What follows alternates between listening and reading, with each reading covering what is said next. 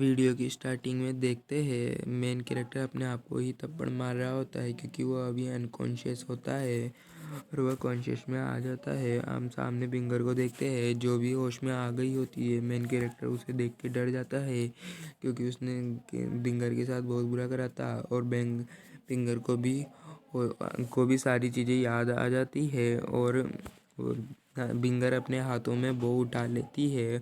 और उसे मारने ही वाली होती है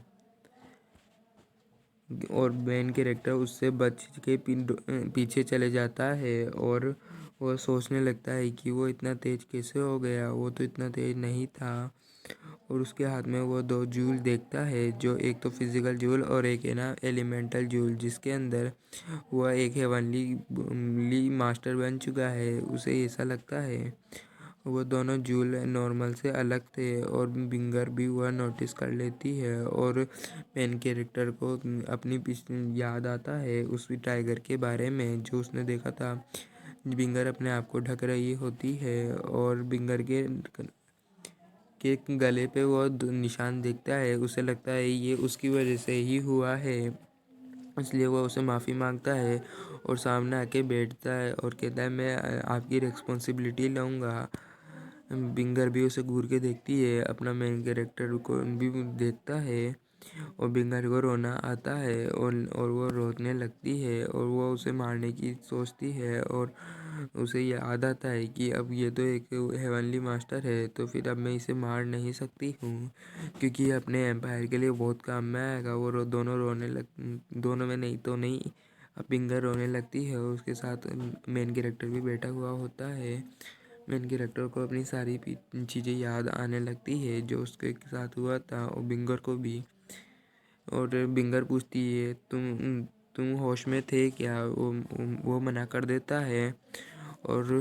वो किसी को भी ये सब कुछ बताने के लिए मना कर देती है और बिंगर उससे बहुत सारे सवाल पूछती है लेकिन वह उसका जवाब देने लगता है उससे पहले ही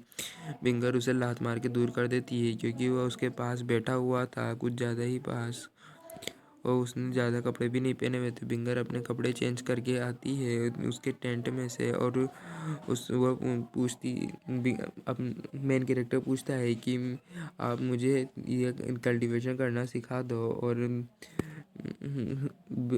अपना मेन कैरेक्टर अपने हाथ में दोनों जूल देखते हुए सोचता है ये थोड़े बहुत अलग है और बिंगर भी वो नोटिस करती है और वह बोलती है ये इसके अंदर तुम 2 से ज़्यादा एलिमेंट कंट्रोल कर सकते हो, ये अलग टाइप के ज्वेल है और कुछ अपन 2 टाइप नॉर्मल तो सारे 2 टाइप के एलिमेंट कंट्रोल कर सकते हैं बाकी, लेकिन ये 4 या 6 एलिमेंट भी कंट्रोल कर सकता है अपना मेन कैरेक्टर। और बिंगर उससे पूछती है तुमने कौन सा कल्टीवेशन मेथड यूज़ करा है? वो कुछ भी नहीं बोल पाता है। फिर बिंगर अपने हाथ में एक बुक दिखाते हुए बोलती है ये वाला क्या?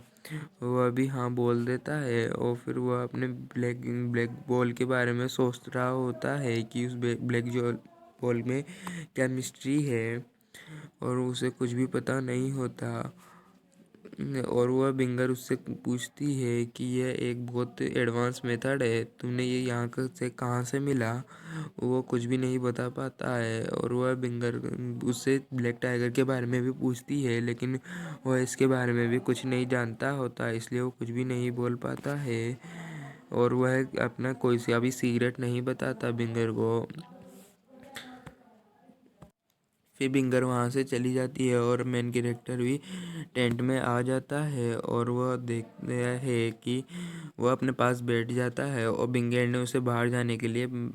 मना करा था क्योंकि किसी भी दूसरे एम्पायर वाले को पता चल गया तो फिर है ना उसके लिए प्रॉब्लम हो जाएगी क्योंकि सारे लोग उसे मारने के दूसरे एम्पायर लोग उसे मारने की ट्राई करेंगे